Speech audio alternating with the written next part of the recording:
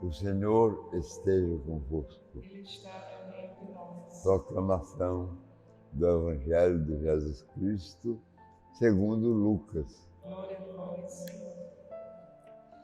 Naquele tempo, Jesus disse a seus discípulos: é inevitável que aconteçam escândalos, mas ai daquele que produz escândalos.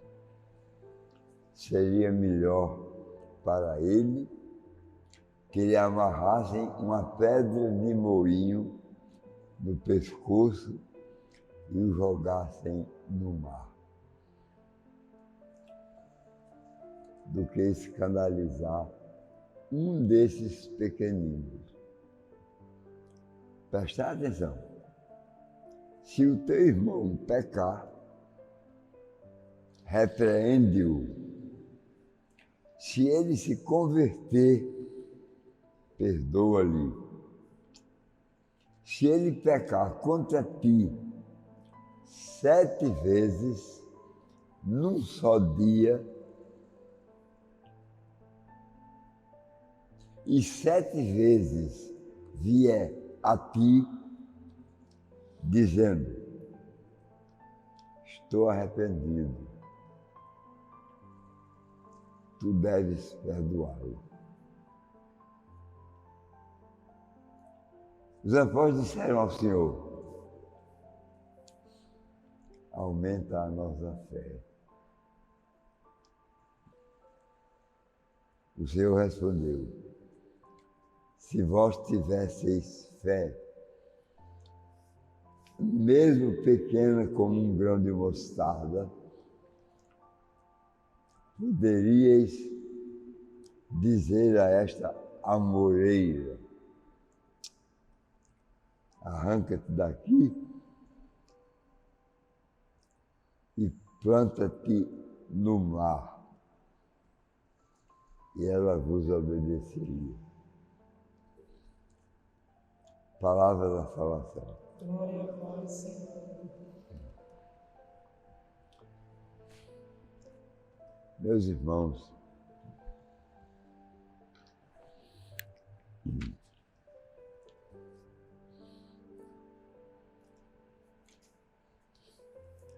São Lucas, quando quer fazer distinção entre o reino dos reis humanos, ele fala no presente. Quando ele quer falar do reino de Deus, ele usa o verbo no futuro.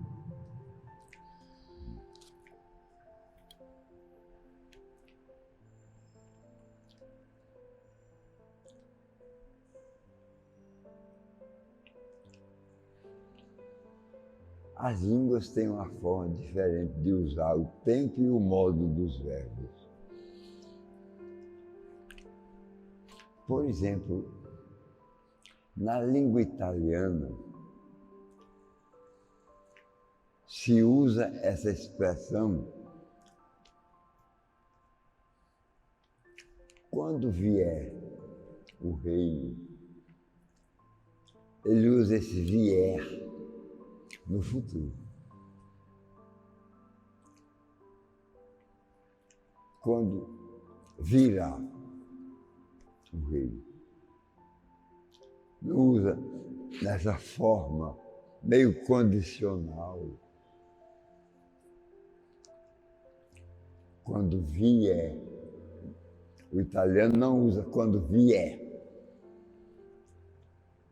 Ele usa quando virá. Ele emprega o futuro com o quando. Isso para dizer que às vezes os verbos estão colocados de uma forma cuja tradução às vezes não é correta. porque traduz da forma daquela língua que está sendo traduzida, para a qual está sendo traduzida a linguagem do outro. Às vezes, bom, norma geral, São Lucas usa o verbo nessa forma, quando virá, e não quando vier. Ele usa essa forma. E usa essa forma na tradução da língua grega.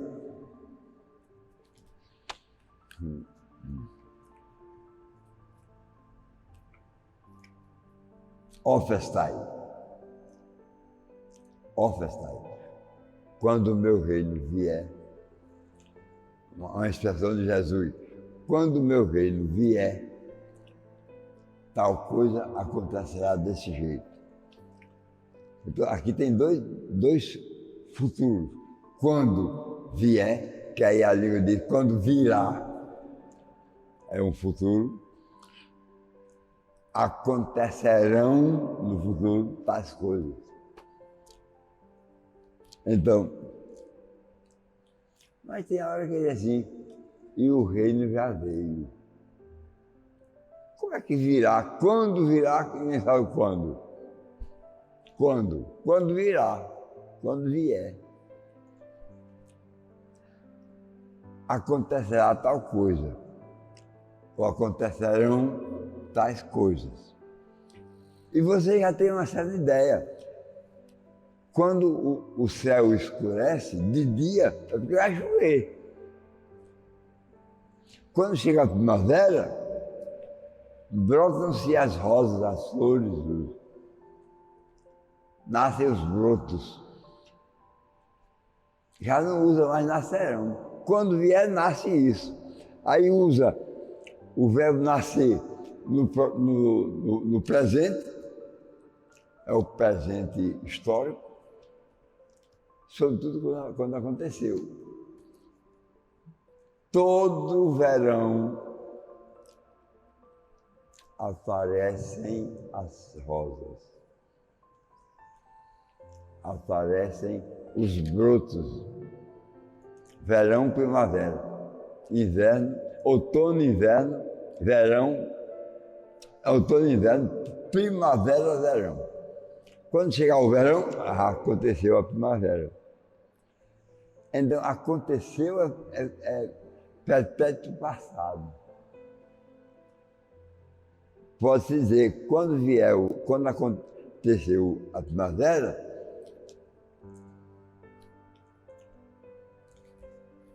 acontecerá o verão em seguida. Aqui é um futuro, e aí surgem tais coisas, o sol é mais brilhante, é tudo no presente. Quando vier o verão, o sol é mais brilhante. E não será. Há uma troca de tempos e modos na nossa linguagem que a gente já fala tantas. É uma linguagem tão corrente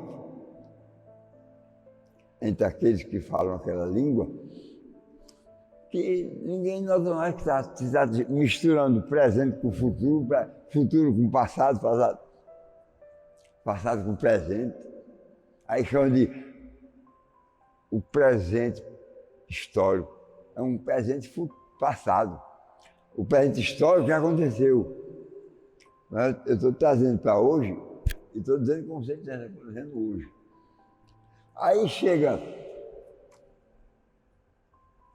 o administrador, ele está contando uma história que aconteceu no passado. Aí chega o administrador e diz, é presente. Está misturando o passado com o presente. Aí, para não derrubar a linguagem, porque daqui a pouco ninguém pode dizer nada que está tudo errado, ou então tudo desconforme o tempo, Aí, não, é um presente histórico. Ele está trazendo para hoje o que aconteceu no passado. A mesma coisa acontece no futuro. Você usa o futuro num condicional certo. Porque o condicional é condição. É condicionalmente, se acontecer tal coisa, acontecerá tal coisa. Se acontecer isso, poderá acontecer aquilo. Uma coisa depende da outra. Às vezes não depende. No caso do reino de Deus, não depende de nada, depende de mandar o reino para cá. Aí mandou o reino. Quem é o reino? Jesus. O reino chegou. O reino está no teu meio. O reino está entre vós. Aí, pecar 7 vezes, ofender 7 vezes a uma pessoa, perdoa. Se vier 7 vezes pedir o perdão, perdoa. Aí Pedro dizia, quantas vezes eu devo perdoar a quem me ofende? 7 vezes? Olha aí. Os 7 vezes vem daí. Se pegar contra ti 7 vezes, num só dia, e 7 vezes vier te pedir, perdoa-me, perdoa. 7 vezes. Acontece que 7 vezes já foi a medida do castigo. No Antigo Testamento, no Gênesis, uma pessoa que ofendia a outra, a pessoa ofendida podia ofender 7 vezes a outra. Aí depois, uma vez,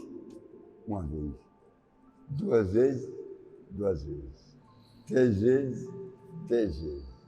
Aí olho por olho, dente por dente. Já foi uma melhora. Se alguém que arrancasse um olho, o que teve o olho arrancado, podia arrancar os 2 do outro. Que até 7 coisas iguais ele podia fazer. Mas como só tem 2 olhos, arrancava os 2. Arrancava 7 dentes. Se arrancasse um dente meu, eu podia arrancar 7 dentes do outro. De quem não arrancou um. A medida 7 vem para aí também. É 7 caixas. 7 vezes o castigo. 7 vezes um castigo. O castigo por uma ofensa. Aí Jesus disse, se ele te ofender 7 vezes, num dia só, e vier 7 vezes te pedir perdão, perdoa.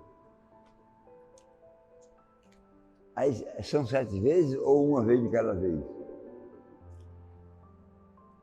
A medida foi 7. Cada vez que ele ofende, vem pedir perdão. Cada vez que ele ofende, vem pedir perdão. Vem pedir ou deve pedir? É obrigado a pedir. Se não, não tem nada disso. Perdoa 7 vezes. E pronto. É só para dizer que é preciso ter cuidado quando se lê um evangelista, porque ele traz para dentro do evangelho o costume linguístico, o costume literário, o costume da linguagem corrente. Tanto assim que as cartas de São Paulo são muito mais bem feitas do que as cartas de Pedro. Pedro era um pescador aqui das rocas. Sem preparo linguístico, literário. Só depois do Pentecostes, aí ele girou igual a todo mundo. Aí São Pedro falava bem, que era um horror. Depois de Pentecostes. Mas antes, não tinha linguagem arrumada, como São Paulo, que tinha formação jurídica. São Paulo é advogado, é diferente. São Lucas era médico, tinha a linguagem correta, a linguagem da língua, corretamente. A literatura linguística era correta. Eu usava, pegava os verbos, tanto em hebraico quanto em grego. São Paulo sabia grego. Ele foi para a Grécia evangelizar. Quando chegou lá, viu no portal uma pé de nove, eu li isso lá em Atenas. Chegou lá em Atenas, viu aquela parte. E um altar aqui do lado, todo enfeitado, com incenso o tempo todo aceso. Uma barra de incenso aceso o tempo todo. Pois bem, o que era aquilo? Um altar para o culto em homenagem ao Deus desconhecido. Aí está. É a sugestão, pelo menos, primeira catequese, São Paulo dizendo. É Deus desconhecido para vocês, para mim não é. Aí começou a dizer o que ele viu de Jesus Cristo, o que ele aprendeu de Jesus Cristo e como Jesus Cristo viveu e morreu. É desconhecido para vocês, para mim não é. Então, ele falava grego, Lucas, São Lucas. Então, ele usa os termos em grego por conta das traduções que ele sabia que estava acontecendo. Porque quando o Nabucodonosor invadiu, rei da Babilônia, invadiu a Palestina, saqueou tudo, pegou tudo, inclusive as pessoas. As pessoas não sabiam falar a língua da Babilônia, tinham que falar em grego, que era a língua comercial. Aí houve 70 homens sábios que transcreveram a língua hebraica e aramaica para o grego.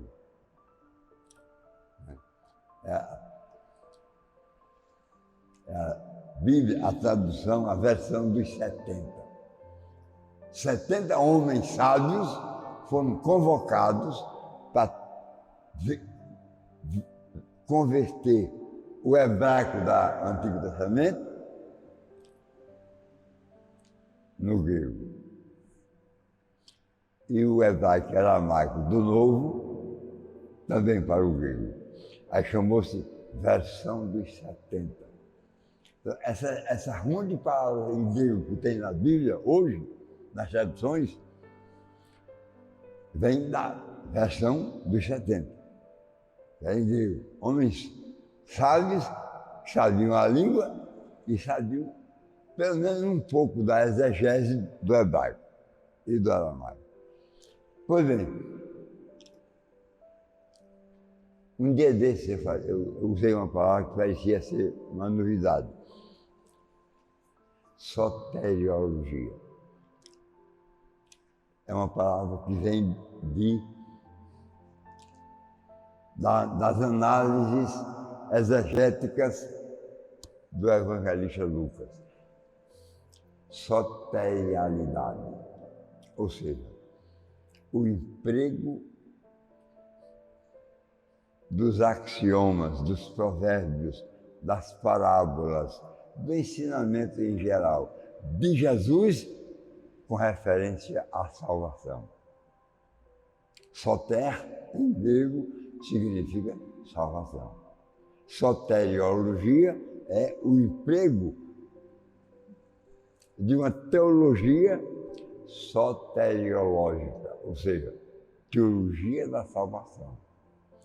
Mas tem outra palavra muito importante nele, usada no grego, pneumatos, espírito, ar, né? Pneuma é ar. Pneumatologista é aquele médico formado em aparelho respiratório, especializado em aparelho respiratório. Na confecção do ser humano. Agora façamos o homem nosso semelhança. E soprou no seu ouvido. Soprou. Diz a Escritura. E ele jogou o sopro da vida. Olha aí. Sopro está inerente à vida. Quando se quer saber se a pessoa está viva ou morta, verifica se está respirando. Se não estiver respirando, já deve estar morta. Se estiver respirando, não está morta, está viva ainda.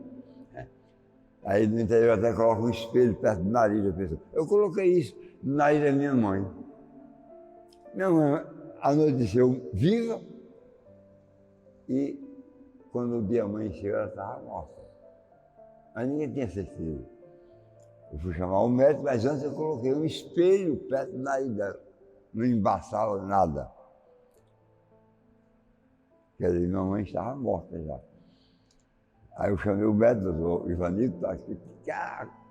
Depois dele, foi eu que celebrei o casamento dele, então eu tinha mais liberdade de incomodá-lo, vamos dizer. Então, ele atestou de fato que minha mãe estava morta. Por conta da respiração que não existia mais.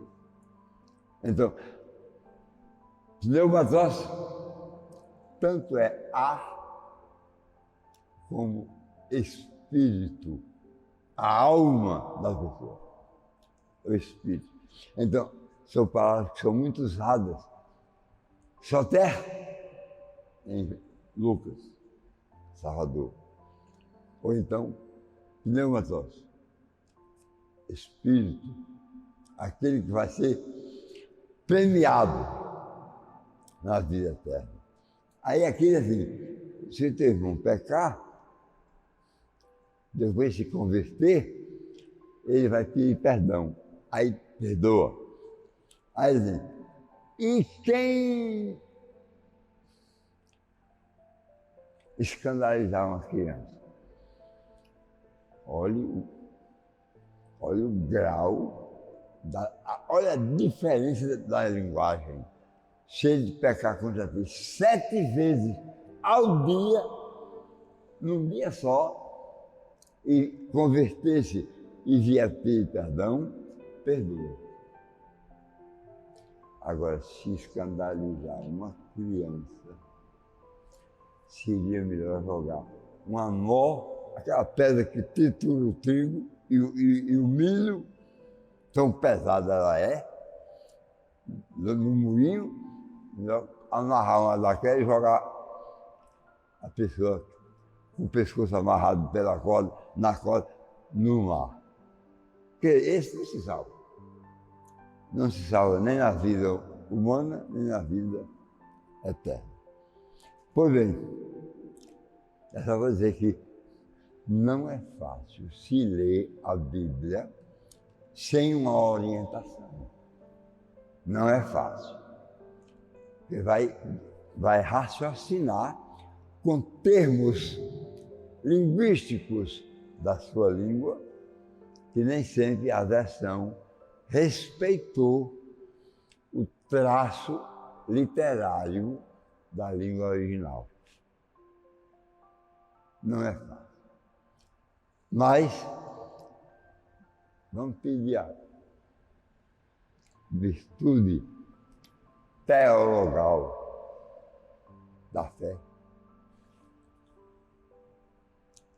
Os apóstolos disseram a Jesus, eu vi tanta coisa um pouquinho diferente, ou sumamente diferente. Os apóstolos disseram ao Senhor, aumenta a nossa fé.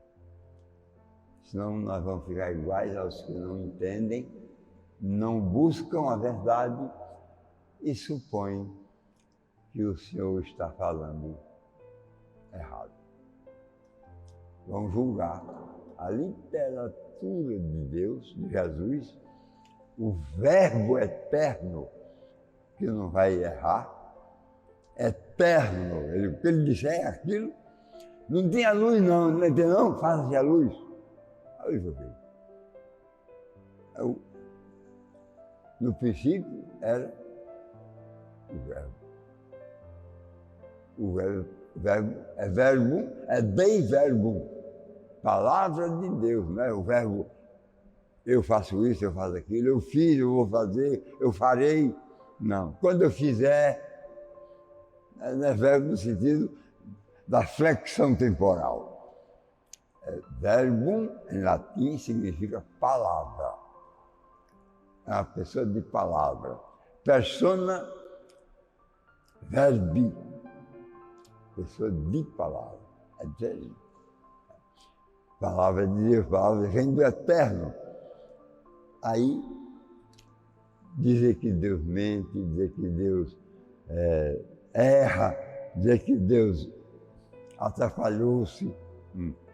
Faziam tudo para atrapalhá-lo, né? Com relação às questões morais, jurídicas, e ele saia colocar a sua no lugar. Porém, que Deus aumente também, não só a dos apóstolos, mas também a nossa fé. Em nome do Pai, do Filho e do Espírito Santo.